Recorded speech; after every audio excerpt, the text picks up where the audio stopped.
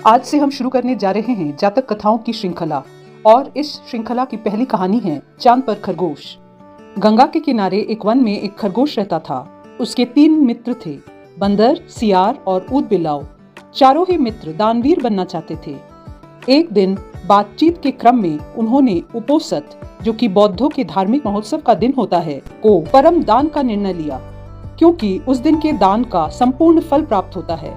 ऐसी ही बौद्धों की अवधारणा रही है। जब उपोसत का दिन आया तो सुबह सवेरे सारे ही मित्र भोजन की तलाश में अपने अपने घरों से बाहर निकले।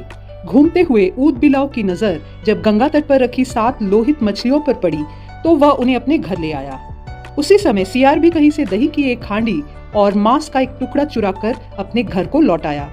उछलता कूदता बंदर भी किसी बाग से पके आम का गुच्छा तोड़ अपने घर ले आया।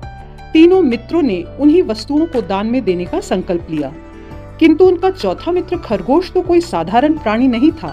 उसने सोचा, यदि वह अपने भोजन अर्थात घास पात का दान करता है तो दान पाने वाले को शायद ही कुछ लाभ होगा।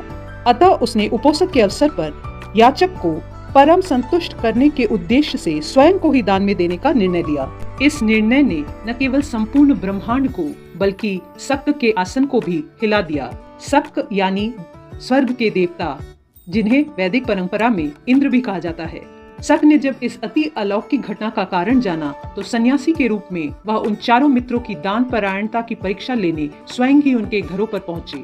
ऊद बिलाव, सियार और बंदर ने शक को अपने अपने घरों से क्रमशः मछलियां, मांस और दही एवं पके आम के गुच्छे दान में देना चाहा, किंतु शक ने उनके द्वारा दी गई दान की वस्तुओं को ग्रहण नहीं किया। फिर वे खरगोश के पास पहुंचे और दान की याचना की। खरगोश ने दान के उपयुक्त अवसर को जान याचक को अपने संपूर्ण शरीर के मांस को अंगीठी में सेक कर देने का प्रस्ताव रखा। जब अंगीठी जलाई गई तो उसने 3 बार अपने रोमों को झटका ताकि उसके रोमों में बसे छोटे जीव आग में न जल जाएं। फिर वह बड़ी शालीनता के साथ जलती आग में कूद पड़ा। शक उसकी दानवीरता पर स्तब्ध हो उठे। कभी भी उन्होंने ऐसी दानवीरता न देखी थी और न ही सुनी थी। हाँ, आश्चर्य, आग ने खरगोश को नहीं जलाया, क्योंकि वह आग जादुई थी। शक के द्वारा किए गए परीक्षण का एक मायाजाल था। सम्मोहित शक ने तब खरगोश का प्रशस्ति गान किया और चांद के ही एक पर्वत को अपने हाथों से मसल चांद पर खरगोश का निशान बना दिया और कहा, जब तक इस चांद पर खरगोश का निशान रहेगा तब तक हे खरगोश, जगत तुम्हारी दानवीरता को याद रखेगा।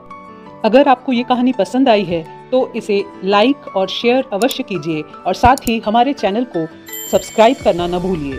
ऐसी ही और प्रेरणादायक जातक कथाओं के लिए जुड़े रहिए हमारे साथ, जब हम मिलकर खोजेंगे जीवन के गहरे अर्थ। हर जातक कथा में है ज्ञान का दीपक, एक नई रोशनी, एक नई सीख।